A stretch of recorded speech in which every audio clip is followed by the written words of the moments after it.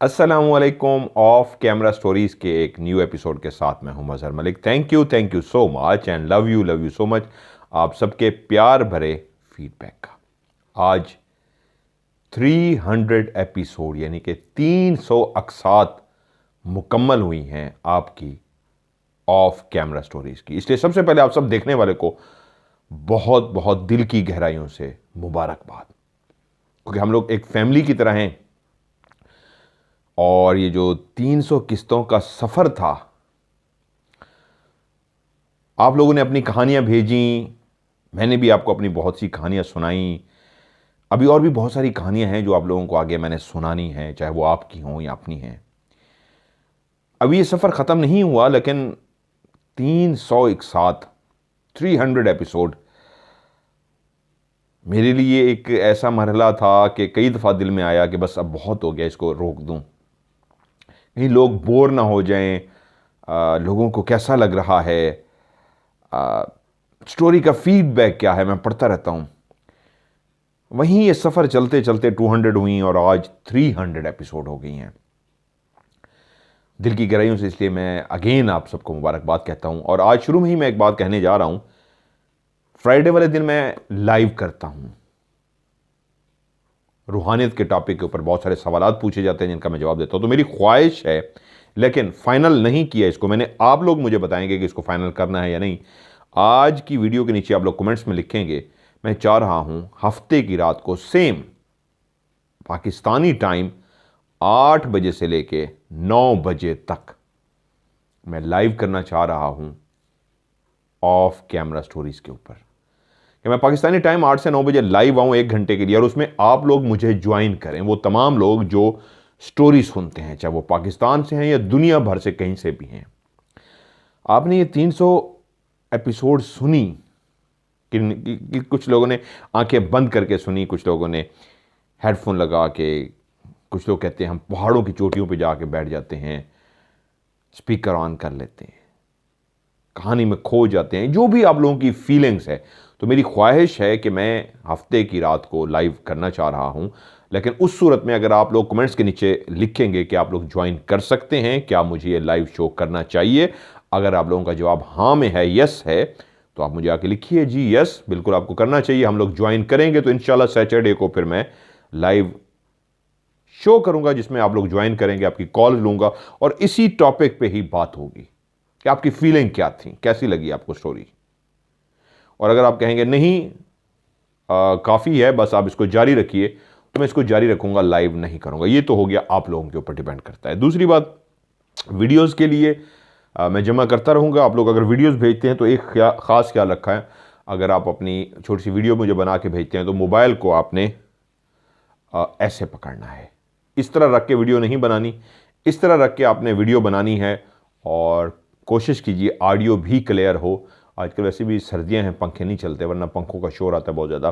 तो कोशिश ये करें आपकी ऑडियो बिल्कुल क्लियर हो, इर्द गिर्द का शोर ना हो। नाम बोलें, अपना अपना शहर बोलें, और ऑफ कैमरा स्टोरी के हवाले से कोई भी बात करना चाहते हैं तो उस पर छोटी सी 30 सेकंड से लेके 1 मिनट तक की कोई भी वीडियो बनाना चाहें, 10 सेकंड, 20 सेकंड, 30 सेकंड, 40 सेकंड, आप मुझे वीडियो बना के भेजिए। तो इंशाल्लाह आप लोगों की वीडियो में जमा करता रहूँगा। जैसे ही सारी वीडियोज़ आपकी जमा हो जाएंगी, वो भी मैं शो में चला दूँगा। वीडियो का जो मैं चाह रहा हूँ आप वीडियो बनाएं, वो उसका मकसद ये है कि आप उस वीडियो में ये बताएं कि आप स्टोरी क्यों सुनते हैं।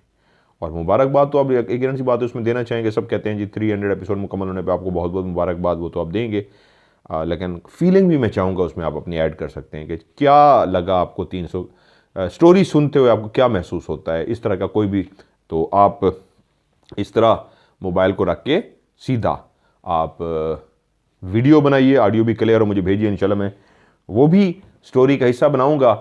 और क्योंकि 300 एपिसोड है तो आज मैंने कोशिश की ऐसी स्टोरी सुनाऊं, क्योंकि आज टॉपिक जो हमारा इन स्टोरीज़ का रहा है, हॉरर रहा है, खौफनाक आप कहानियाँ सुनते हैं। तो मैंने आज उन्होंने अपना नाम तो चेंज कर दिया एक फैमिली ने, ये मेरे पास केस आया हुआ है, उनकी ख्वाहिश है कि मैं वहाँ पे इन्वेस्टिगेशन करूँ। सच्चे वाक़यात जो मैं आप लोगों को सुनाता होता हूँ उस पर मबनी स्टोरीज़ होते हैं जो आप मुझे भेजते हैं। और आज 300 एपिसोड पे कहानी भी एक ऐसी होनी चाहिए जो आपको मज़ा आ जाए, गिफ्ट होना चाहिए, एक मज़ेदार सी कहानी होनी चाहिए। तो इसी हवाले से आज की जो कहानी है, मुझे नाम भी उनका मैंने फ़र्ज़ी कर लिया, उनके कहने पे तैयब रखने जा रहा हूँ। इलाका जो है गुजर खान के बिल्कुल साथ एक गांव है। उन्होंने कहा बस इतना काफ़ी, इससे आगे ना बताइएगा। गुजर खान बहुत सारे लोग जानते हैं, पिंडी वाली साइड पे ये हो जाता है। और गुजर के खान के साथ गांव है जिसकी कहानी मैं आज आपको तैयब की कहानी सुनाने चाह रहा हूँ, एक सच्ची कहानी। और ख्वाहिश है कि आप अपना फीडबैक मुझे ज़रूर दें कि ये जो सफ़र रहा है, मैं भी आपको अपनी फीलिंग बताऊंगा लाइव अगर मैं करूंगा, क्योंकि आज मैं नहीं बताना चाह रहा लाइव में, मेरी ख्वाहिश है। वरना मेरा था कि मैं आज ही मैं बताऊँ, लेकिन आज कहानी ही सुनाता हूँ। लाइव में मेरी ख्वाहिश है कि आपको मैं भी बताऊँ ये मेरा सफ़र कैसा रहा। मैंने जब कहानी सुनाई, कहानी सुनाने से पहले मैं क्या करता हूँ, क्या कहानी सुनता हूँ और बैठ जाता हूँ, या मुझे क्या मूड बनाना पड़ता है, बहुत सारी बातें हैं। ये भी मैं इंशाल्लाह आपके साथ फिर लाइव में शो करूँगा। आप लोग आज की वीडियो जैसे जैसे देखते जाए, नीचे कमेंट्स लाजमी देते जाएँ, ताकि उन कमेंट्स को सामने रख के फिर मैं कोशिश करूँगा लाइव आऊँ या ना आऊँ। कहानी है तैयब की। वो कहते हैं वो हवेली जो हमने कई साल पहले किसी से ख़रीदी थी, ये तकरीबन 4.5 कनाल मरले पे मुहित थी। एक गांव के अंदर मौजूद हवेली, बड़ी मशहूर व मारूफ हवेली, मेरे नाना अबू की हवेली। हवेली बहुत खूबसूरत, उसके अंदर मौजूद एक बेरी का दरख्त, दरवाजे के साथ ही मौजूद एक बेरी का दरख्त, बहुत ज्यादा कमरे बने हुए, बहुत बड़ा सहन, बरामदा। दूर से ही गुजरने वालों को अंदाजा हो जाता था कि ये जो मकान सामने नजर आ रहा है ये कोई बहुत बड़ी हवेली है। और जब नाना अबू ने ये ली और सारे शिफ्ट हो गए तो सब बहुत खुश थे कि एक बहुत ही बना बनाया खूबसूरत घर हमें मिल गया है, और काफी बड़ा घर। लेकिन वहीं पे ही उस हवेली के दरवाजे से, बड़े गेट से जब आप दाखिल होते थे तो लेफ्ट साइड पे बेरी थी, और बेरी के साथ ही एक बहुत बड़ा सहन था। वहीं पे बिल्कुल कोने पे जो राइट साइड पे एक कमरा था, उसके 2 दरवाजे थे। एक दरवाजा अंदर वाली साइड से भी खुलता था और उसी का एक दरवाजा घर के बाहर भी खुलता था। वो इस अंदाज में कोने पे वो कमरा बनाया गया था, अलग थलग था, उसके साथ कमरे जुड़े हुए नहीं थे, बाकी कमरे बिल्कुल साइड पे थे। ये बिल्कुल साइड पे कमरा बनाया गया था। शायद जब हवेली बनाई गई थी उस वक्त इस अंदाज में कोई बैठक बनाई गई थी या क्या था। एक दरवाजा गली बाहर वाली साइड पे था कि बाहर से कोई आना चाहे तो हवेली में इस कमरे में आ सकता है, और अंदर से भी दरवाजा था। लेकिन जब ये हवेली खरीदी गई तो हवेली का जो मालिक था उसने खरीदने वालों से कहा, इस हवेली में मौजूद इस कमरे को आपने कभी भी नहीं खोलना। इसके अलावा उसने क्या कुछ कहा वो नाना अबू ही उनके बेहतर जानते थे। तफसील से कोई वो बात बता गया था, हिदायत भी दे गया था, और उसने कहा था ये बंद है, पूरी की पूरी हवेली ही मैंने आप लोगों को बेच दी है, जिसमें कमरा भी शामिल है। ऐसा नहीं है कि इस कमरे में मेरा कोई सामान है, ये खाली कमरा है, लेकिन इसको बंद ही रहने दीजिएगा। नाना अबू एक बहादुर शख्स थे, दिलेर शख्स थे, लेकिन इस बात को भी समझ चुके थे कि इस हवेली के इस कमरे को नहीं खोलना। तो उन्होंने सब घर वालों को समझा दिया था, जहां आना जाना हो, छत पे ऊपर नीचे, खेलो कूदो, हर तरफ जाओ, बच्चों तक को इजाजत थी, इस कमरे की तरफ नहीं जाना। वो कमरा एक ऐसा कमरा था जिसके अंदर भी दरवाजों को, खिड़कियों को ऐसा लगता था जैसे बाहर से, घर के बाहर से भी वो दरवाज़ा खुल सकता है, अंदर से भी खुल सकता है, लेकिन उसकी खिड़कियों के पीछे इस अंदाज में कार्डबोर्ड या इस तरह बंद कर दिया गया था कि ना अंदर रोशनी जाती थी, ना अंदर का कुछ भी बाहर नजर आता था। कई दफा बच्चों ने और कई दफा बड़ों ने जब हवेली ले ली, आप रहना शुरू कर देते हैं, तो कई ऐसे मौके आते हैं, इंसान के अंदर तजस्सुस होता है कि मैं देखूं तो सही इस हवेली की इस कमरे के अंदर क्या है। कई दफ़ा यूं झांकने की कोशिश की, अंदर देखा, लेकिन अंदर इतना घुप अंधेरा था या इस अंदाज में उसको बंद किया गया था कि कुछ भी नज़र नहीं आता था। कुछ और अरसा गुजरा तो बाहर से जाके भी घर वालों ने, जो मर्द थे, उन्होंने जो बाहर दरवाज़ा खुलता था उससे अंदर झांकने की कोशिश की, लाइटें मारने की कोशिश की, क्या है इस कमरे में जो इसको इस अंदाज में बंद कर दिया गया है। अंदर भी कुछ, बाहर से भी कुछ नज़र ना आया। जिसने भी इस कमरे को बंद किया था, इस अंदाज में बंद किया था कि कुछ भी ना अंदर से ना बाहर से नजर आता था। वक्त गुजरता रहा, मोहब्बतें थीं, वक्त था, लोग आपस में बैठते बातें करते। जैसे ये कहानी हम सुनाते हैं, जिस दौर की कहानी है उसी दौर में भी लोग बुजुर्ग बैठ के कहानियां सुनाते, आग पे हाथ सेंकते, गपशप करते। मोहब्बतों का दौर था और नानी अम्मा, दादी अम्मा बच्चों को कहानियां सुनाती, लोरी सुनाती। कहानियां सुनते सुनते बच्चे सो जाते। आज भी उसी दौर की याद को ताज़ा करने के लिए मैं कहानी सुनाता हूँ। लोग कहानी सुनते सुनते सो जाते हैं और कुछ घंटों के लिए, मिनट्स के लिए, लम्हों के लिए अपने दुख, मुसीबत, परेशानियों को भूल जाते हैं। और स्पेशली वो लोग मुझसे जो मोहब्बत का इजहार करते हैं, जो लॉन्ग ड्राइव पे ट्रक चला रहे होते हैं और वो कहते हैं हमारे कानों में हेडफोन होता है और ये कहानी हम सुन रहे होते हैं, तो सफ़र का पता ही नहीं लगता, नींद भी नहीं आती। और एक स्टोरी को कई कई दफ़ा हम सुन चुके हैं। खालिक भाई, thank you so much, love you so much. वो भी लॉन्ग ड्राइव पे जाते हैं जब ये कहानी सुनते हैं। उसी मोहब्बतों की दौर गुजर रहा था, वक्त बदल रहा था। वक्त ने बहुत सी करवटें बदली, कई मौसम आए, कई रंग आए, कई रूप आए, यहां तक कि हवेली का बीच में दीवार खड़ी कर दी गई। जब बच्चे बड़े हुए, खानदान बड़े हुए, तो अंदाजा हुआ कि एक 4.5 कनाल की जो हवेली है, इसके 2 पोर्शन कर दिए जाए। और खैर यूं हुआ, उसके बीच में एक दीवार, दरवाजा एक ही रहा, लेकिन कुछ हद तक दीवार भी उसके बीच में दे दी गई। नाना अबू ने सबसे कह रखा था कि जो मालिक मुझे हवेली को बेच के गया था, स्पेशल तलकीन करके गया था, इस तरफ नहीं जाना। और सबने उनकी बात को माना भी। लेकिन जब दीवारें हो गई तो मालिक अब बदल चुके थे। एक इस तरफ के मालिक थे और दीवार की दूसरी तरफ के मालिक और थे। अब वक्त आया उस कमरे की तरफ तवज्जो देने का। नाना अबू ने फिर से आवाज दी, इस कमरे को मत खोलना।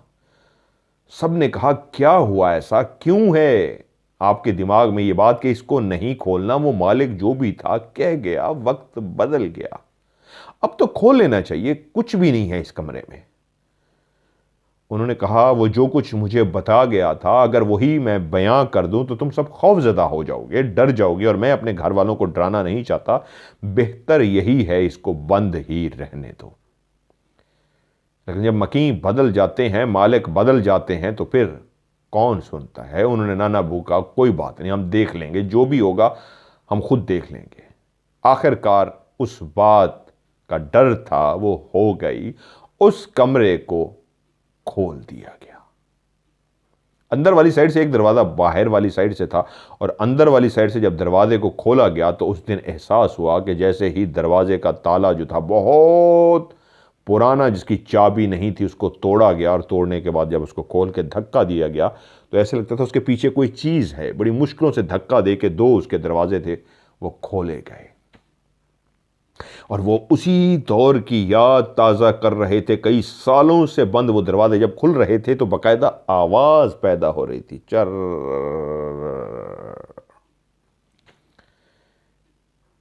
उसके आगे पर्दा टाइप कोई कपड़ा लटका हुआ था, जिसकी वजह से दरवाज़ा खुलने में मुश्किल आ रही थी। और जब अंदर दाखिल हुए तो एक अजीब सी महक थी, जो कई सालों से बंद कमरे की महक होती है।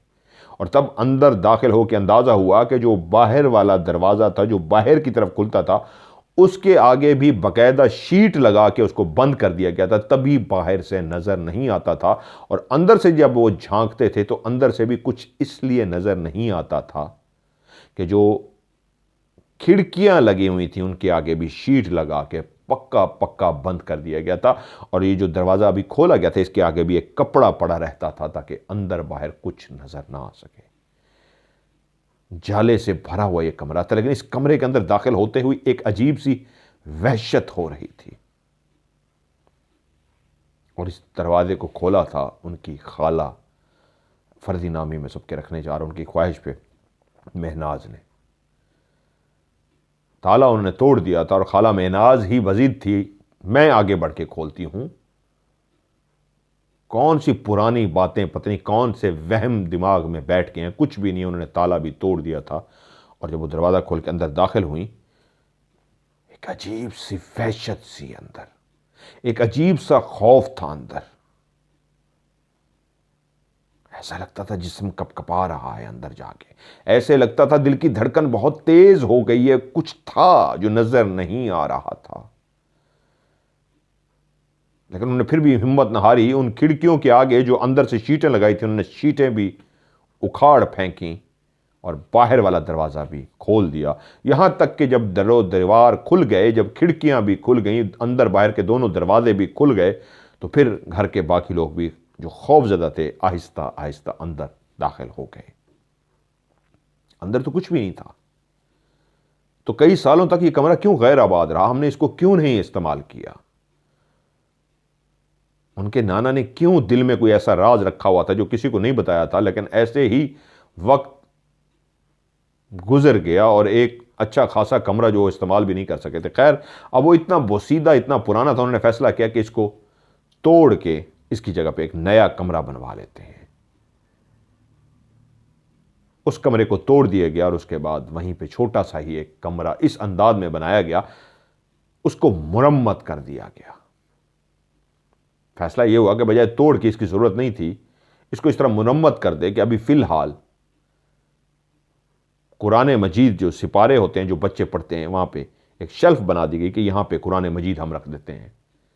रीजन ये थी कि वो जब कमरा बनाने की बात कर रहे थे तभी नाना अबू ने उनको कहा कि तुम लोगों ने वो गलत काम कर दिया है जिसका मुझे मना किया गया था कि ये काम ना हो। उन्होंने कहा बताते क्यों नहीं, आखिर क्या काम हुआ है? उन्होंने कहा इस कमरे के अंदर एक चुड़ैल कैद थी जिन्होंने इस मकान को बेचा था। इस हवेली, खूबसूरत दिल से बनाई गई हवेली को जो बेचा था, उनका कहना यह था हम ये हवेली कभी भी ना बेचते, लेकिन उस चुड़ैल ने हमारा जीना हराम कर दिया था।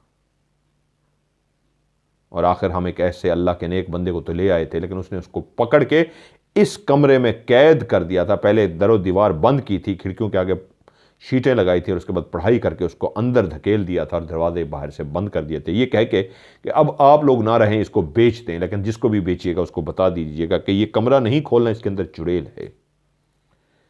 आप लोगों ने उस चुड़ैल को ताला तोड़ के आज़ाद कर दिया है। अब इस बात को सुन के कुछ लोग हंस रहे थे और कुछ लोग अंदर से खौफजदा हो गए थे। वक्त बदल चुका था, मॉडर्न वक्त हो चुका था, लोग नई जहनियत के मालिक हो गए, वो इन बातों को वहम समझते थे। ओहो, किस दौर की बात कर रहे हैं, कौन सी चुड़ैलें, कौन सी इस तरह के वाकयात, कुछ नहीं होता। लेकिन वहीं पे उसी पोर्शन के कुछ मर्द ऐसे थे जिन्होंने कहा हमें इस बात को इग्नोर नहीं करना चाहिए, अभी हमें नया कमरा नहीं बनाना चाहिए, कुछ अर्से तक इसी कमरे को साफ सुथरा करके ऐसा करें, फिलहाल कुरान मजीद रखना यहां पे शुरू कर दें, अगर कुछ ऐसी बात है भी सही ताकि वो टल जाए। महनाज ने कहा ये कैसी बच्चों वाली बातें हैं, कौन सी चुड़ैल, कौन से दौर की बातें कर रहे हैं, छोड़ें इनको। और यूं साफ सुथराई करके बेहतर कंडीशन में ला के उस कमरों को वहां पे कुरान मजीद रख दिए गए। नाना अबू खौफजदा थे, चुड़ैल आजाद हो चुकी थी। वक्त गुजरा, उनकी एक 7 साल की बच्ची, उसका नाम क्या कोई फर्जी नाम ही रख देते हैं, 7 बच्ची ही कह देते हैं, 7 साल की बच्ची वहां से शाम का टाइम कुरान मजीद उसको मां ने कहा जाओ अंदर से लेके आओ। जब उसने दरवाज़ा खोला और अंदर कुरान मजीद लेके वापस आई तो माँ के पास सीधा आ गई और कहती है माँ, वहाँ पे दरवाजे के पास एक औरत खड़ी थी, उसके हाथ में छुरी थी, माँ वो मुझे देख रही थी, जब मैं कुरान मजीद उठा रही थी तो गुस्से से मुझे देख रही थी। माँ ने कहा, बेटा किस तरह की बातें कर रही हो, कहाँ है, आओ आओ मेरे साथ। माँ ने हाथ पकड़ा, उसको अंदर लेके गई, कहती है कहाँ है। तो बच्ची ने इधर उधर देख के कहा, वो नहीं है माँ। तो उसने कहा कहाँ खड़ी थी, उसने कहा यहाँ खड़ी थी। उसने कहा अब कहाँ है, उसने कहा अब नहीं है। उसने कहा बेटा वो नहीं थी, आप ऐसे डर गए हो, किसने आपको इस तरह की बातें बताई हैं, आपको किसी ने कोई बातें बता दी हैं, कोई डरा दिया है, कुछ इस तरह की बातें की हैं। माँ के जहन में ये था कि बच्ची है, उसको भी किसी ने जिन भूतों वाली चुड़ैलों वाली बातें बता दी हैं, इसलिए वो ज़रा खौफजदा हो गई है। मैंने आज जैकेट नहीं पहनी, लेकिन नीचे 2-3 चीज़ें पहनी हुई हैं।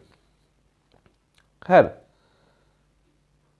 वक्त गुजरता रहा, बड़े भी जाते, अंदर से कुरान पारा होता है, पहला सिपारा, दूसरा सिपारा, तीसरा सिपारा, सिपारा लेके आते, पढ़ते, रखते। अभी कुछ ही अरसा गुजरा था, वो उस बच्ची ने जब उस औरत को देखा था, ये बात घर वालों को भी पता लग चुकी थी, लेकिन अभी तक कोई भी वाकया नहीं हुआ था सिवाय उस बच्ची के मुंह से निकले हुए उन अल्फाज का।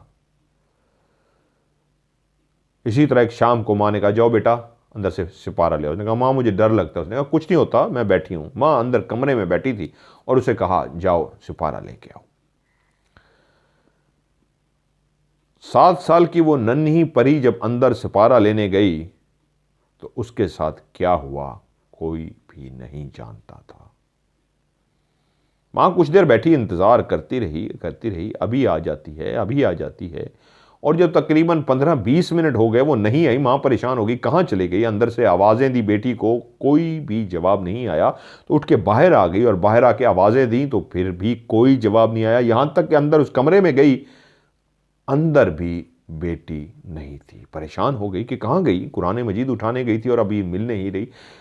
पूरी हवेली के दूसरे पोर्शन में भी पूछ लिया, पूरी हवेली में ढूंढ लिया, बच्ची का कोई नहीं पता था। माँ एकदम से परेशान हो गई, बाहर आए, घर के बाहर देखा, बच्ची नहीं।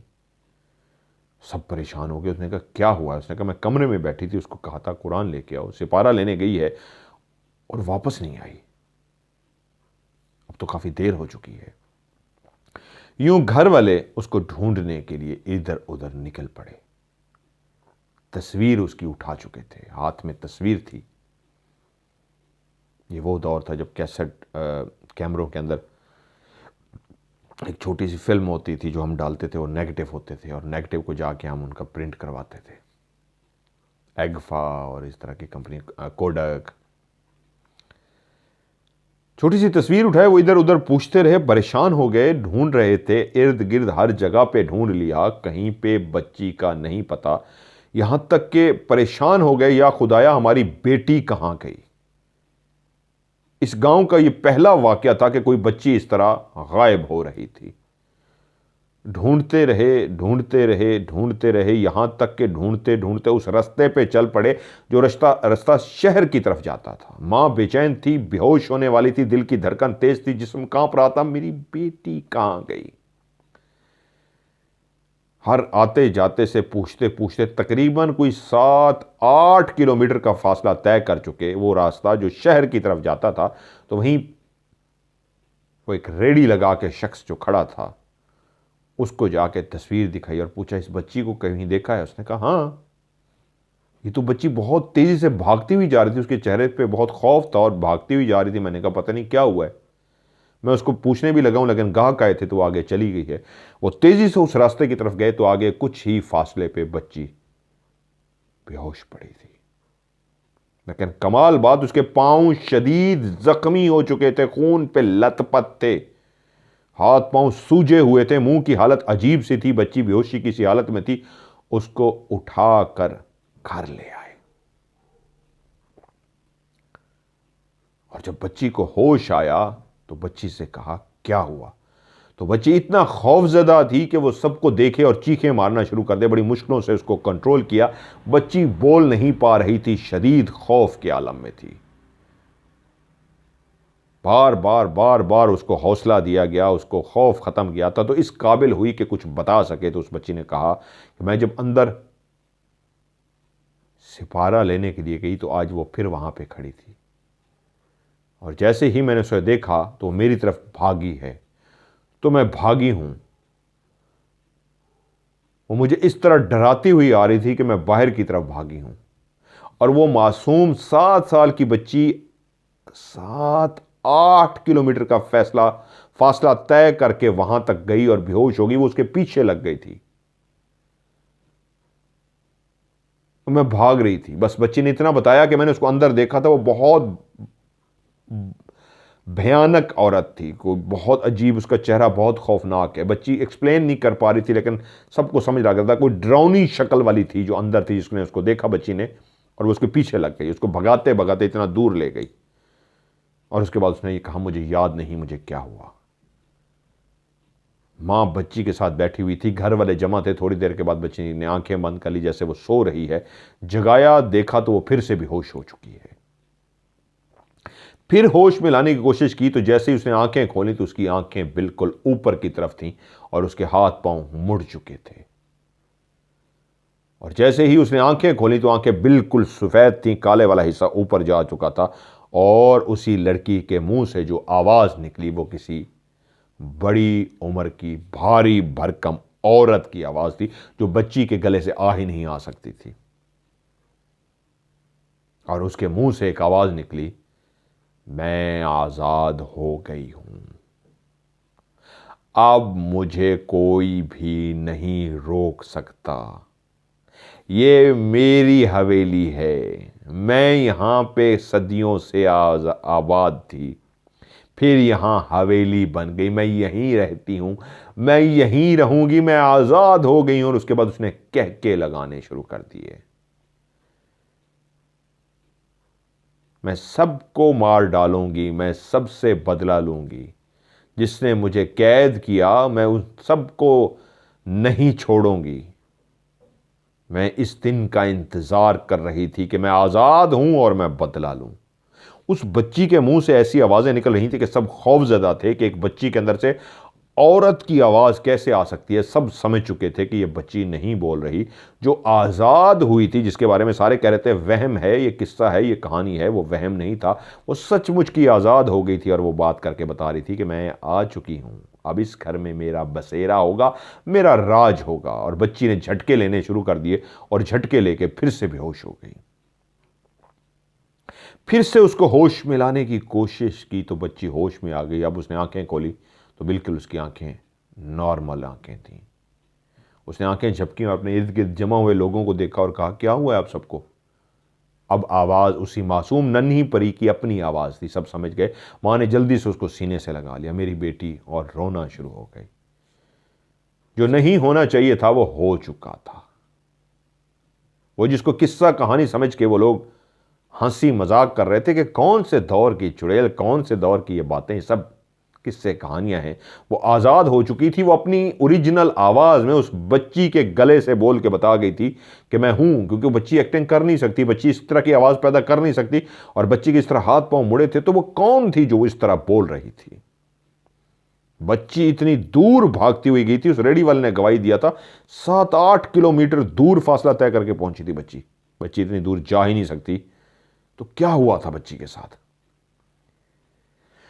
अब एक सिलसिला शुरू हो चुका था इस घर में। अब वो जब भी आती उसी बच्ची के वजूद में आती।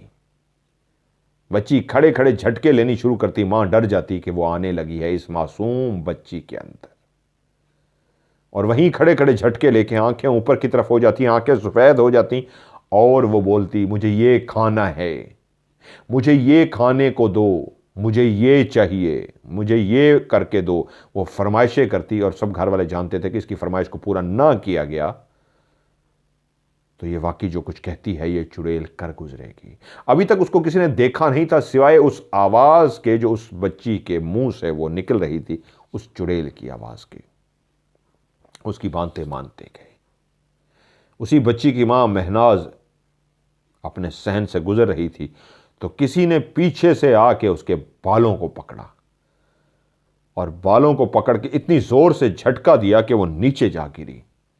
और जैसे ही उसका सर नीचे जमीन पे जाके गिरा तो उसके कानों में आवाज है, उसको चोट लगी, कानों से शां शां की आवाजें आनी शुरू हो गई। जब आप किसी को बालों से पकड़ के जमीन पे गिरा दें और उसका सर नीचे जमीन पे जाके लगे, बेशक कच्ची मट्टी हो, उसके सर पे चोट लगती है। महनाज को शदीद चोट लगी, उसका सर शाएं शाएं करना शुरू हो गया, कानों से भी शां शां की आवाजें होनी शुरू हो गई, सर घूम रहा था। उसी वक्त उसके कानों में किसी ने कहा, मैं तुम्हें नहीं छोड़ूंगी,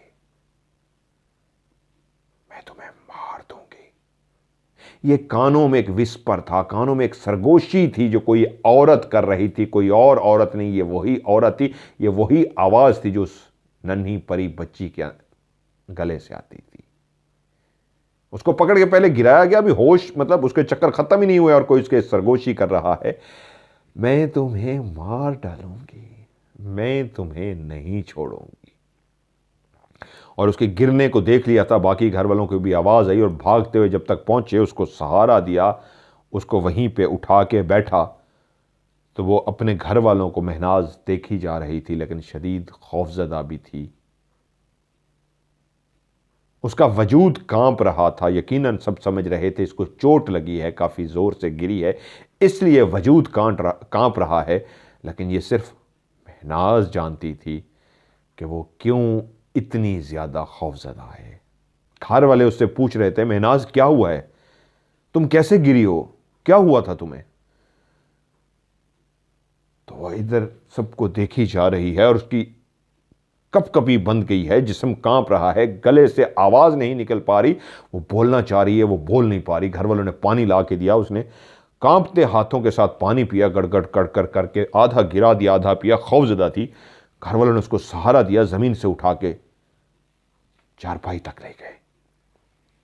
और जब वो बेहतर कंडीशन में आई, मर्द भी पहुंच गए, कहा क्या हुआ?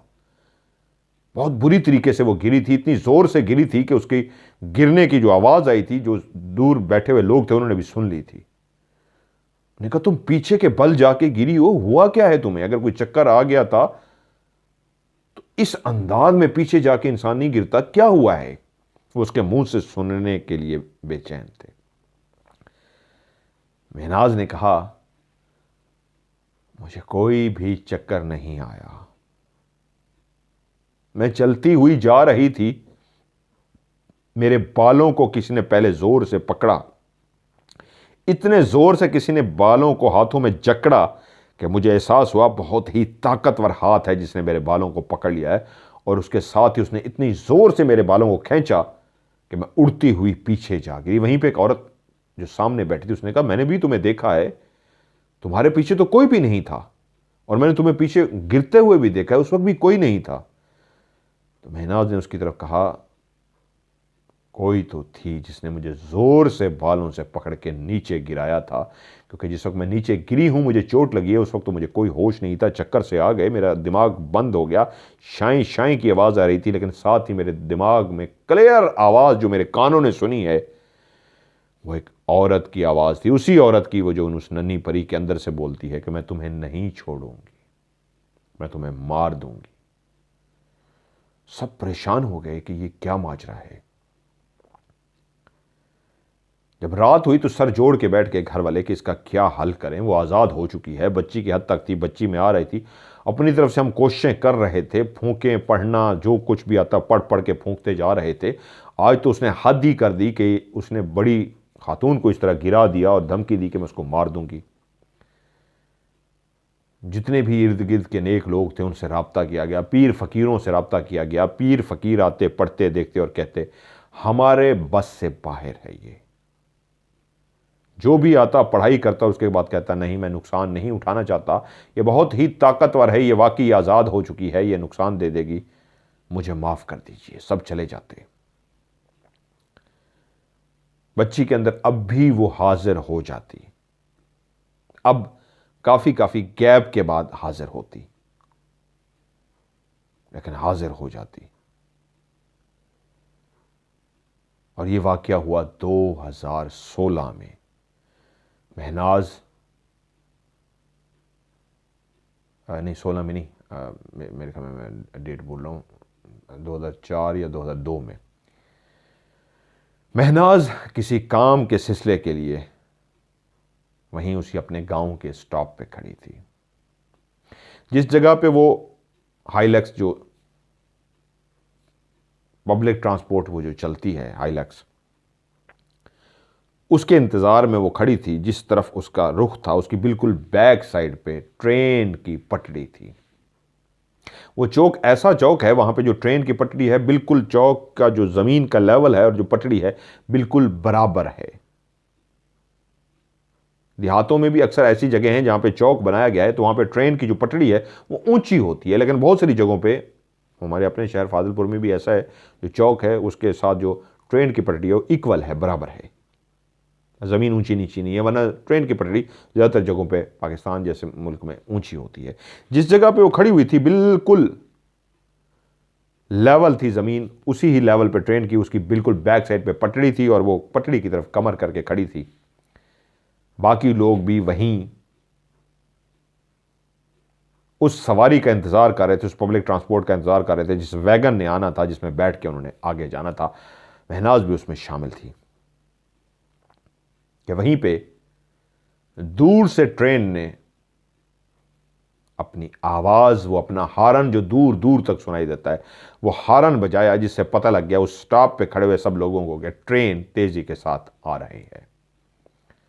ये एक रूटीन थी, ट्रेन गुजरती रहती थी, आज भी ट्रेन गुजर रही थी, लेकिन लोग जो पटड़ी को क्रॉस करते हैं वो अलर्ट हो जाते हैं जब ट्रेन हारन बजाती है कि अब इस तरफ कोई भी ना आए, ट्रेन आ रही है। तो दूर से आते हुए ट्रेन बार बार हारन इसलिए बजाती है, गांव वाले लोगों के लिए, छोटे छोटे जो गांव हैं वहां पे कोई पटड़ी से जो भी है हट जाए। रोड बिल्कुल खाली पड़ा हुआ है। जिस सिमत महनाज और बाकी लोग स्टॉप पे खड़े हैं उनकी बैक साइड पे ट्रेन की पटड़ी है, ट्रेन आ रही है और वो रोड की तरफ मुंह करके खड़े हैं कि कोई वैगन आए तो हम उसमें सवार हो जाएं। वहीं दूर से एक गाड़ी आ रही थी, प्राइवेट कार। वो तेजी के साथ आ रही थी क्योंकि रोड बिल्कुल क्लियर थी। वो कार जैसे ही इस स्टॉप पे खड़े हुए लोगों के करीब पहुंची तो तेजी से चलती हुई उस कार का टायर फट गया। वो इस अंदाज से फटा कि वो जो ड्राइवर चला रहा था औसान खता कर बैठा अपने, क्योंकि जब तेजी के साथ आप गाड़ी चला रहे हैं और टायर फट जाए तो फिर ड्राइवर ही होते हैं जो कंट्रोल कर लेते हैं। उसी वक्त आसाब की एक जंग होती है, आपने गाड़ी को संभालना होता है, वरना गाड़ी या उलट जाती है या कोई ना कोई नुकसान हो जाता है। ऐसा ही हुआ, वो गाड़ी का जैसे ही टायर फटा तो गाड़ी उससे आउट ऑफ कंट्रोल हुई और वो तेजी से चलती हुई गाड़ी बिल्कुल महनाज के इस अंदाज में सामने आ गई कि उसने महनाज को जोर से टक्कर मारी और इतनी जोर से महनाज को टक्कर लगी है कि वो अपनी जगह से उछली है और उड़ती हुई ट्रेन की पटड़ी पे जाके गिरी है।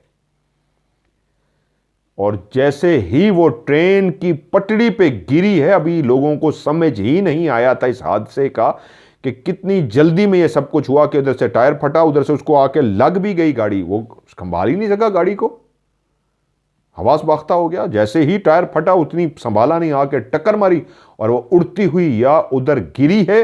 लोग जो बच रहे थे कि गाड़ी हमारे ऊपर ना चढ़ जाए, इतनी देर में समझ ही नहीं सके कि ट्रेन पहुंच गई और ट्रेन महनाज के ऊपर से गुजर गई। ना सिर्फ महनाज के जिस्म के ऊपर से गुजर गई बल्कि उसका जिस्म टुकड़ों में बदल गया, टुकड़े हो चुके थे उसके जिस्म के।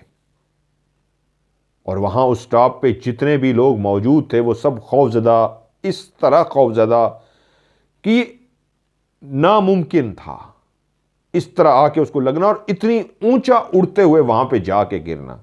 ऐसे वो कहते हैं लगता था जैसे किसी ने उठा के फेंका हो इस औरत को, वरना टक्कर से इंसान गिरता है थोड़ा सा दूर जाके गिर जाता है, ये तो उड़ती हुई गई और वहां पे जाके गिरी है औरत। और इतनी जल्दी हुआ है कि हमें समझ कुछ भी नहीं आया और ट्रेन जो तेजी के साथ हारन बजाती आ रही थी उसके ऊपर चढ़ गई है।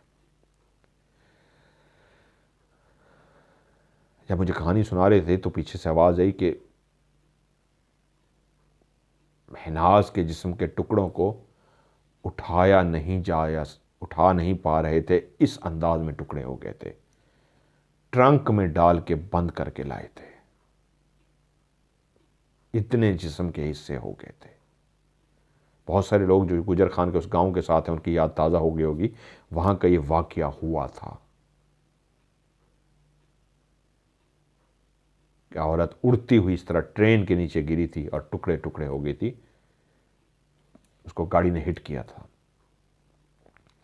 और उस महनाज के जिस्म के टुकड़े ट्रंक में डाल के लाया गया। घर में कोहराम मच गया। वो जो जिसने कहा था, सब रो रहे थे वो छोटी बच्ची के अंदर। जैसे ही वो घर में ट्रंक पहुंचा तो वो जो ट्रंक लेके पहुंचे थे तो देखा बच्ची के अंदर हाजिरी हो चुकी है और वो हंसे जा रही है और कह रही है, फिर देखा कैसे उड़ा के फेंका है मैंने इसको। अब बच्ची तो ये बात नहीं जानती थी, बच्ची के अंदर से वो हाजिर जो हो रही थी वो बोल रही थी। तो सब हैरान थे, बच्ची को तो इस बात के पता तक नहीं है कि उसकी मां के साथ ये हो चुका है। लेकिन वो उस बच्ची के अंदर जो हाजिर हुई हुई थी वो कह रही थी, देखा फिर कैसा उड़ा के मैंने मारा है इसको, उड़ती हुई गई है, मैंने उठा के फेंका इसको। मैंने कहा था ना मैं इसको मार दूंगी, मैं इसको छोड़ूंगी नहीं। अब घर में जहां कोहराम मच गया था, एक इंसान का जिस्म इस तरह टुकड़े होके आया था, वहीं पे बच्ची हंस रही थी, उसके अंदर हाजिरी थी। अब किसको संभालें, उस मैयत की तरफ जाएं, उसकी तरफ बैठ के रोएं या बच्ची पे बैठ के रोएं जो मां के बारे में कुछ भी नहीं जानती कि उसके मां के साथ क्या हो चुका है, बल्कि वो बेचारी खुद उसके अंदर कोई चीज हाजिर हुई हुई है। खैर, कहते हैं बहुत उस घर वालों के लिए, उस हवेली के लोगों के लिए बहुत तकलीफ दे मरहला था, बहुत तकलीफ दे टाइम था। किस तरह गुस्ल दिया गया और किस तरह उनको जमीन के सुपुर्द किया गया।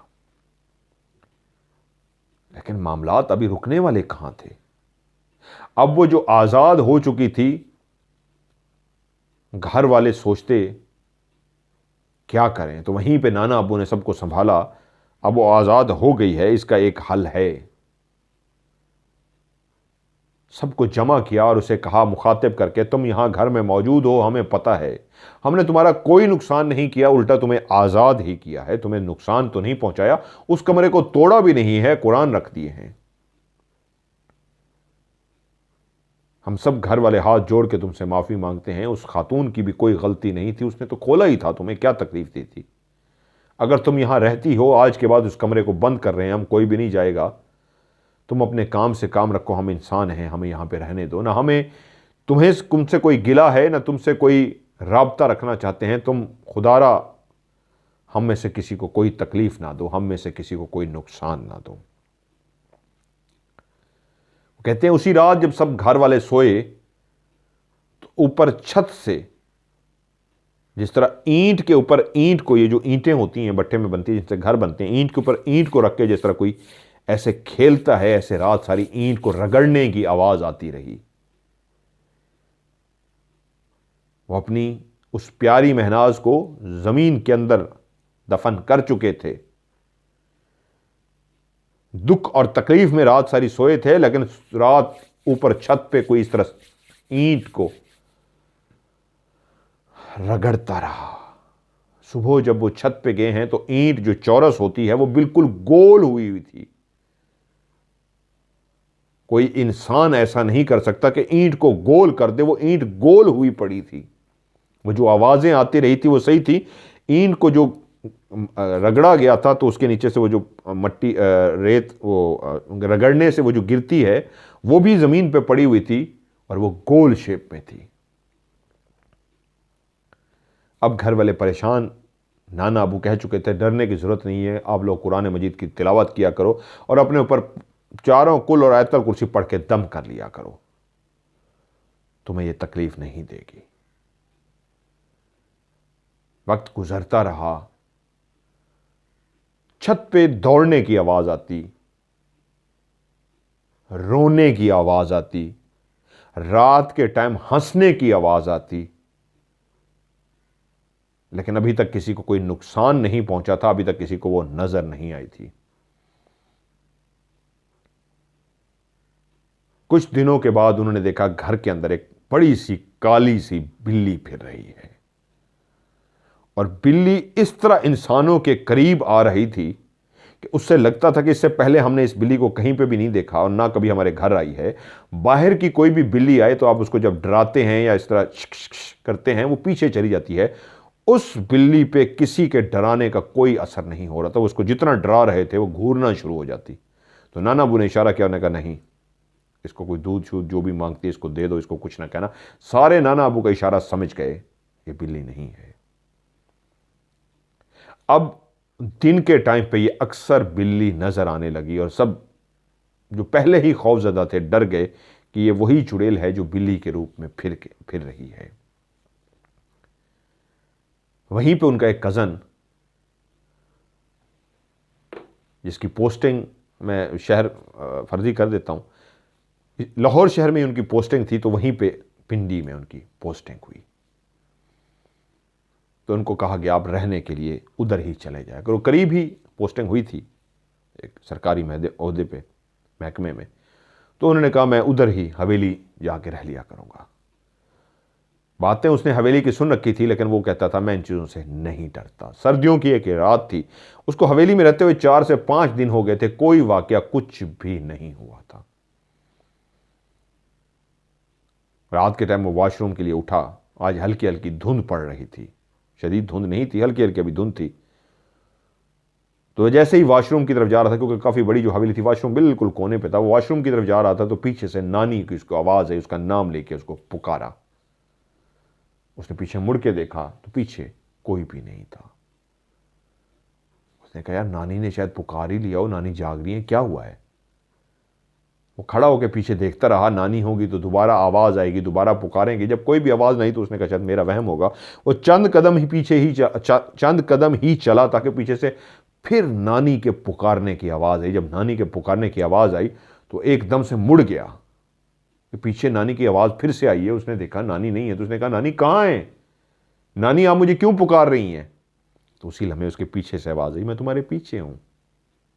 अब ये जो आवाज़ थी, वो जो लहजा था, पहले नानी का था, नानी के लहजे में पुकारा गया था, और दूसरी दफ़ा जब पुकारा गया तो एकदम से घूम गया कि नानी तुम्हारी आवाज़ आ रही है, कहाँ हो आप। तो बिल्कुल उसके पीछे से उसने कहा, उसी औरत ने अपनी आवाज़ में कहा मैं तुम्हारे पीछे हूं, मैं तुम्हारी नानी हूं। एकदम से जैसे घूमा, पीछे कोई भी नहीं था, लेकिन इतना उसको अंदाज़ा हो गया था, जितनी क्लियर नानी के नाम से 2 दफ़ा मुझे पुकारा गया, नानी की आवाज़ में मेरा नाम लेके मुझे पुकारा गया, और दूसरी दफ़ा उसको शक पड़ गया था। और जैसे ही वो घूमा, और इसलिए उसने पूछा नानी कहाँ हो, तो जितनी तेज़ी से वो घूमा भी था, तीसरी दफ़ा जब उसके कान में आवाज़ आई मैं तुम्हारे पीछे हूँ, मैं तुम्हारी नानी हूँ, और जैसे ही घूमा तो पीछे कोई भी नहीं था। वो समझ गया ये कोई और नहीं, ये वही चुड़ैल है। वो रात तो उसने जागते गुजार दी, आयतुल कुर्सी मुसलसल पढ़ता रहा। सुबह होते ही उसने घर छोड़ दिया। उसने कहा मैंने यहां पे नहीं रहना। वहीं पे एक कज़न, उसने अपना अलग से कमरा, बिल्कुल साइड पे उसी हवेली में उसका कमरा है। सारे घर वाले अपनी तस्बीहात करते हैं, वो इस मामले में ज़रा लापरवाह है। उसने अपना एक कमरा बनाया हुआ है। अब तो उस चुड़ैल को रहते हुए उस घर को खौफ कम भी हो चुका है, लेकिन मुसलसल रह रही है। उसने अपना कमरा साइड पे बनाया हुआ है। उसको सारे कहते हैं कि तू तस्बीहां किया कर, तू मूवीज़ देखता रहता है, तू गाने सुनता रहता है, तू फिल्में देखता रहता है, तस्बीह किया कर। वो जब भी अपने कमरे में रात को टीवी लगा के बैठता तो उसको पीछे से आके वो आवाज़ें देती, उसका नाम लेके पुकारती, क्या कर रहे हो। वो एकदम मुड़ के देखता, पीछे कोई भी ना होता। वो जल्दी से शुरू में अपनी मूवी शूवी बंद करता और उसी वक्त आयतुल कुर्सी और तस्बीह पढ़नी शुरू कर देता। लेकिन फिर आहिस्ता आहिस्ता वो लापरवाह होता गया। अब अक्सर वो उसके कमरे में आके आते वो उसको आवाज़ें देती। उसने अभी तक उसको देखा नहीं था, लेकिन आवाज़ें उसकी क्लियर सुनता था कि वो आती है, उसको आवाज़ें देती है। उसकी आवाज़ें सुनता तो चुप कर जाता। आज तक उसने कोई वापसी में जवाब नहीं दिया था, चुप करके बैठा रहता। मूवी देख रहा है तो पूछती कौन सी मूवी देख रहे हो, तो वो चुप करके बैठा रहता। एक सुबह सारे घर वाले जब सो के उठे तो देखा जिस कमरे में वो कज़न लेटा हुआ था वो कमरा बंद था और उसके अंदर से धुआं निकल रहा था। ऐसा लगता था जैसे अंदर कोई आग निकल रही है। जब भी कहीं पे आग लगी हो तो अंदर से इस अंदाज में धुआं निकलता है। तो जैसे निगाह पड़ी एक औरत की कि उसने कहा वो देखो उसके कमरे में आग लगी हुई है, अंदर से धुआं निकल रहा है। बाकी घर वालों को इकट्ठा किया, सारे जमा हुए, भागते हुए उस कमरे के पास गए। ताले दरवाज़ा खोला गया, जब देखा अंदर वो आराम से सो रहा है, अंदर कोई भी धुआं नहीं है। लेकिन बाहर से इतना ज़्यादा, जिस वक्त वो लोग देख रहे थे, इतना धुआं था कि अंदर जैसे शदीद आग लगी हुई है, लेकिन अंदर कोई भी आग नहीं थी, सिर्फ धुआं था। अंदर कोई भी धुआं भी नहीं था। अब अभी भी वो नजर आती, किस अंदाज में वो बिल्ली अब भी आती, छत पे फिरती। अब वो नीचे बिल्ली नहीं आती थी, छत पे फिरती और चली जाती। वहीं पे जो मेन दरवाजा था उसके साथ एक बेरी का दरख्त था। उन्होंने कहा इस बेरी के दरख्त के साथ एक वॉशरूम बनवा लेते हैं। वॉशरूम बनाने वाले एक मिस्त्री को बुलाया गया। मिस्त्री ने एक हाथ में सिगरेट लगाया हुआ और वो गाने गुनगुना रहा, तो वहीं पे गुजरते हुए शख्स ने कहा, कोशिश करो यार, गाने वगैरह ना गाओ, आराम से अपना काम करो, गाने शाने ना गाओ। तो उसने सिगरेट का कश लिया और यूं किया, कहना बाबूजी की हो गया जी, पठवारी जुबान में, गानों से आपको क्या मसला है। तो वो जो वॉशरूम बना रहा था उसकी 4 दीवारी दे चुका था, ऊपर जैसे ही छत डालने के लिए वो गया, तो उसी दिन जिस दिन वो ऊपर छत डाल रहा था तो उस वक्त गाने गुनगुना रहा था। उसने कहा बाबूजी छत गाने गाने से क्या होता है। तो जब वो ऊपर छत के ऊपर खड़ा हुआ था तो उसके साथ एक मिस्त्री जो ऊपर काम करता, एक मजदूर भी नीचे खड़ा था। तो एक आवाज आई है जैसे किसी ने जोर से थप्पड़ मारा हो। वो जो मिस्त्री गुनगुना रहा था उसके सर में जोर से थप्पड़ पड़ा, और उसको इतनी जोर से थप्पड़ पड़ा कि उसने घूम के देखा, ऊपर कोई भी नहीं था और नीचे खड़े हुए मजदूर ने उस थप्पड़ की आवाज को भी सुन लिया था। एकदम से मजदूर ने कहा, जी क्या हुआ है। उसने कहा, यार पता नहीं किसने थप्पड़ मारा है। उन्होंने कहा, आवाज तो मुझे भी क्लियर आई है कि आपको थप्पड़ पड़ा है। उन्होंने कहा, पता नहीं यार, यहां मुझे किसने थप्पड़ मारा है। उस्ताद अभी ऐसे देख ही रहा था कि बाकायदा नीचे खड़े मजदूर ने देखा कि मिस्त्री उड़ता हुआ नीचे आके गिरा है, उसको किसी ने धक्का दे दिया था। और जैसे ही वो नीचे गिरा है, मजदूर ने उसको उठाने की कोशिश की, लेकिन तब तक वो बेहोश हो चुका था। उसकी जबान बाहर निकल आई थी, वो हाँप रहा था बेहोशी की हालत में और उसकी जबान बाहर निकल आई थी। घर वाले जमा हो गए, उसको लेके गए। खैर वो ठीक तो हो गया, उसको ज़्यादा चोटें तो नहीं आई, लेकिन साथ ही अगले दिन उसको फालिज का अटैक हो गया। और उसकी बीवी आज तक यही बात कहती है कि मेरे शौहर को जो फालिज हुआ है तुम्हारे घर की उस चुड़ैल की वजह से हुआ है। अब ये वाकयात इस घर में हो रहे थे तो बाहर वालों को कैसे हो सकता है, ये छुपे रहते ना पता लगते। तो ये बात फैलती गई कि इस हवेली में एक चुड़ैल रहती है। अब लोग इस हवेली के इर्द गिर्द आज भी उसके करीब जाने से भी डरते हैं। और मजे की बात यह है, आज की ही डेट में वहां पे एक वाकया हुआ है उस चुड़ैल का, जो मैं भी आपको सुनाता हूं। लेकिन उनके नाना अबू अभी भी माशाअल्लाह जिंदा हैं। मैं उनसे मिल चुका हूं। वो 96 ईयर की एज के हैं। 96 ईयर, 96 साल उनकी उम्र है। माशाल्लाह चलते फिरते हैं, कोई डंडा नहीं पकड़ते। मैं उनके पास मिलने के लिए गया हुआ था, यहाँ लाहौर में वो आए हुए थे। उन्होंने कहा, जी नाना अबू आए हुए हैं, आपको मिलवाना है। उस हवेली के मैंने पहले भी बातें सुन रखी थी कि आज भी वहाँ पे चुड़ैल आज भी है, क्योंकि मुझे उन्होंने बुलाया था कि नाना अबू के साथ मसला होता है कि उनको अटैक उन पे होता है तो बहुत ताकत आ जाती है उनके अंदर और वो यूं करते हैं। और मैंने कहा यार चले मुझे मिलवाएं उनसे। और जब मैं उनसे मिलने के लिए गया तो नाना अबू वाकई 96 ईयर में चलते हुए कमरे में दाखिल हुए हैं, मुझसे आके गले मिले हैं और चलते हुए यूं भी नहीं ऐसा, मतलब अच्छी स्पीड से चल के आए हैं। बुजुर्ग स्लो चलते नहीं, तगड़ी मतलब सेहतमंद चलते हुए आए हैं और मुझसे मिले और जाके बैठे। और मैं उनको यूं देख रहा हूँ, ये 96 ईयर ओल्ड है, 96 साल के। उन्होंने कहा हाँ जी। और उसके बाद उन्होंने सिगरेट निकाली है, सिगरेट पी है, बैठे बातें करते रहे हैं। लेकिन एक चीज़ वो जो मुझे रजिस्टर हुई, उन्होंने भी बताई कि अब ये यादाश्त इनकी कमज़ोर है ज़रा, बाकी ये बेहतरीन है, कोई बीमारी नहीं, ब्लड प्रेशर शुगर कुछ भी नहीं, बेहतरीन है। उनको जो मैंने एकदम से देखा तो मैं डर गया। मैंने कहा नहीं, ये जेन्युइन कह रहे हैं, इनके अंदर है सिलसिला, इनके साथ सिलसिला है। मैं जो आपको पता है, मैं तस्वीर देख के बता देता हूँ, तो मेरे सामने बैठा हुआ शख्स मैं कैसे नहीं जानता। मैं एकदम से जब मिला और मैंने कहा नहीं, मुझे करंट सा लगा, मैंने कहा नहीं इनके साथ मामला है। कह रहे जी ये है, इनके अंदर जब कुछ इस तरह का होता है तो उनके जो भाई हैं माशाल्लाह सेहतमंद है कि हमने तीन चार बंदों ने इनको पकड़ा, उन्होंने यूं धक्का दिया तो हम उड़ के गिरे हैं। मैं उस वक्त मजाक समझा कि 96 साल का बुजुर्ग ऐसे कैसे कर सकता है। जब मैंने उनको देखा तो मैंने कहा जी कर सकता है, ये नहीं है। तो होते हैं कज़न्स आपस में मामलात इस तरह के। उन्होंने कहा नाम भी असली ना लीजिएगा, वरना मैं आपको तस्वीर भी उनके नाना अबू की दिखा देता। मैं यहाँ लाहौर में मिल चुका हूँ। अभी वो बीमार हैं शायद, क्या वो कह रहे हैं, वो बुला रहे हैं, लेकिन वो इतने डरे हुए हैं क्योंकि जो आज वाक़या हुआ है उसकी वजह से वो कह रहे हैं हम लोग नहीं जा पा रहे। उनकी एक खाला हैं, वो वॉशरूम के लिए रात को उठी हैं। ये आज उनको बात बताई गई है, वाक़या शायद कल हुआ है या आज ही हुआ है, ये मैंने भी नहीं पूछा, लेकिन वो कह रहे थे आज का ही है कि आज उनका फ़ोन आया था। तो उनसे पूछा क्या हुआ। उन्होंने कहा जी रात वॉशरूम के लिए ऐसे मैं उठी हूँ और कमरों से निकल के सामने उधर हवेली में वो कोने पे वॉशरूम बना हुआ है, तो मैंने लाइट बाहर की जल रही थी और मैं जैसे ही, सर्दियाँ आजकल आपको पता है यहाँ, मैंने जिस तरह कहा ना, मैंने नीचे इधर 2-3 चीज़ें इसके पहनी हुई हैं, ठंड है बहुत ज़्यादा, हीटर के आगे बैठ नहीं सकते, शहर के अंदर इतनी ज़्यादा है, तो देहातों में तो वैसे ही शदीद ठंड होती है, तो फोग, ठंड, धुंध है बहुत ज़्यादा। तो वो कहती है मैं उठी तो बहुत शदीद सर्दी थी, मैं अपनी अपनी चादर ली, अब मुझे मजबूरी में जाना पड़ रहा था। वैसे भी घर के लोग अभी भी रात को जब वॉशरूम की तरफ कम ही जाते हैं कि उसी का डर लगा रहता है कि वो कहीं फिर ना रही हो बिल्ली के रूप में या वैसे किसी रूप में, वो अभी भी वो रोती है, हंसती है, आवाज़ें उसकी क्लियर आती हैं, पूरे इलाके को वहाँ पता है कि इनके घर में वो रहती है।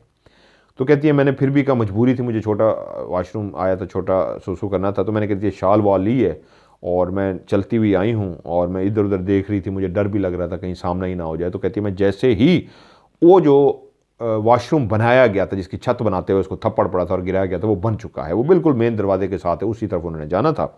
तो कहती है अभी मैं आधा ही सहन में पहुंची हूँ और बिल्कुल उस दरख्त के सामने आई हूँ जो बेरी का दरख्त है बड़ा सा, और बाथरूम के बिल्कुल सामने खड़ी थी, तो मेरी निगाह ऊपर पड़ी है, वो ऊपर हवा में खड़ी थी।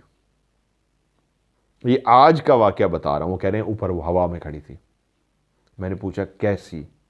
कहते हैं जी बिल्कुल एक औरत थी, बिल्कुल कदों कामत जितनी एक औरत की होती है, ऊंची लंबी औरत नहीं, नॉर्मल औरत होती है जिसकी हाइट कह लें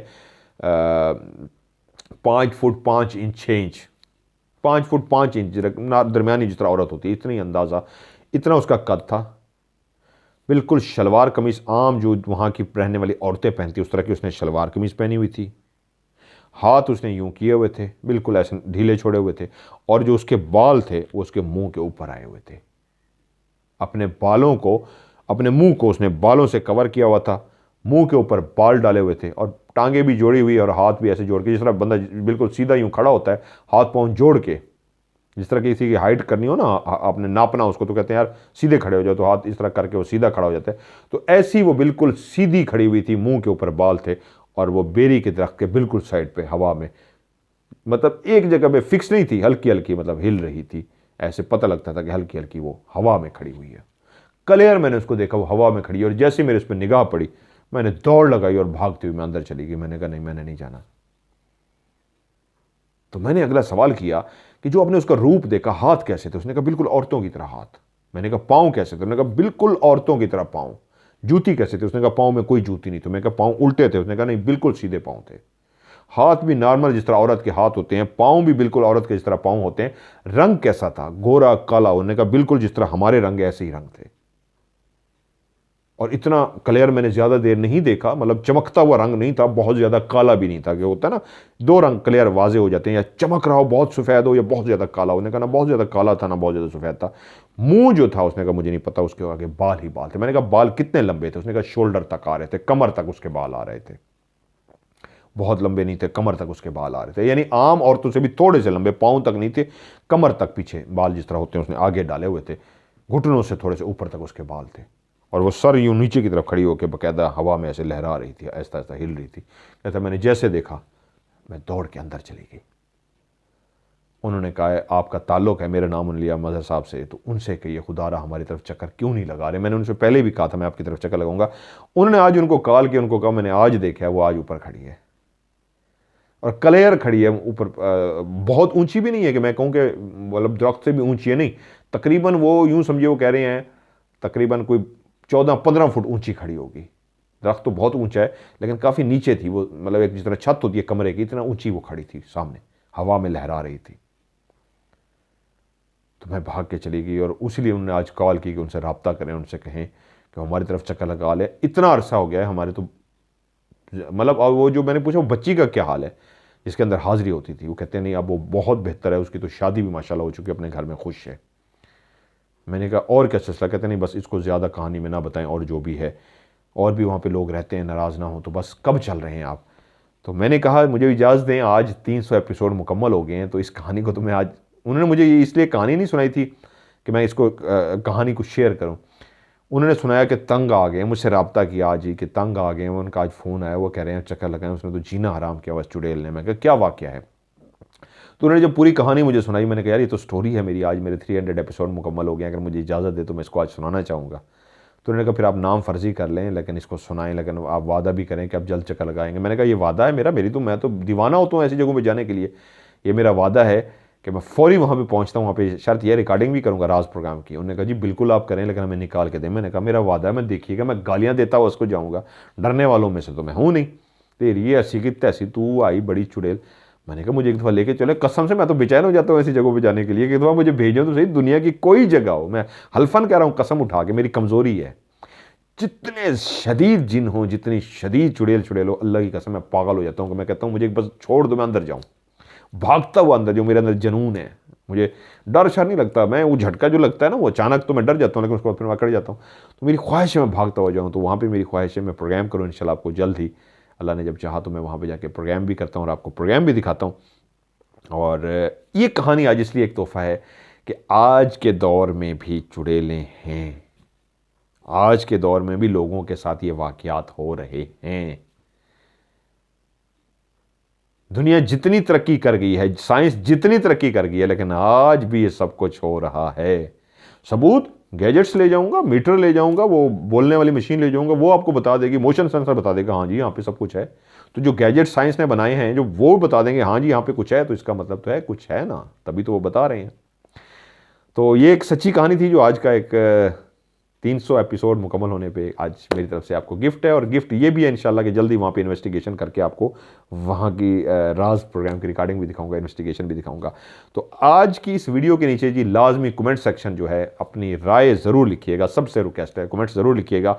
क्या हफ्ते वाले दिन मैं लाइव शो करूँ ऑफ कैमरा स्टोरी के लिए? आप लोग लाइव आएंगे? अगर आप लोग तैयार हैं लाइव आके मुझे ज्वाइन करेंगे और अपनी फीडबैक देंगे, अपनी राय बताएंगे मुझे लाइव आके कैसी लगी, ये सफ़र कैसा रहा, इंजॉय कर रहे हैं, थक गए हैं, इसको बंद कर देना चाहिए या इसको चलते रहना चाहिए, इसमें कोई तब्दीली करनी चाहिए, ऐसे ही ठीक है, क्या कहना चाहते हैं इसके मुतालिक?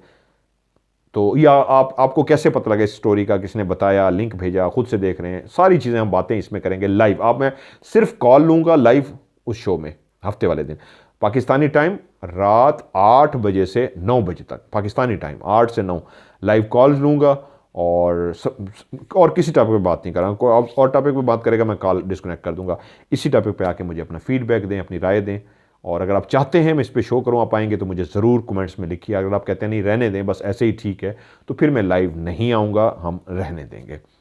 आप लोग भी अपनी कहानी सेंड कीजिए, यही मेरा व्हाट्सअप का नंबर है जिसको मैं अनाउंस करने जा रहा हूँ, +92 313 6655500। मैं रिपीट करता हूँ, +92 313 6655500। इस पर आप मुझे अपनी कहानी भेजिए, लिख के भेजिए, वॉइस मैसेज कीजिए। दोनों सूरतों में आपने आखिरी लफ्ज़ STORY स्टोरी लाजमी लिखना है।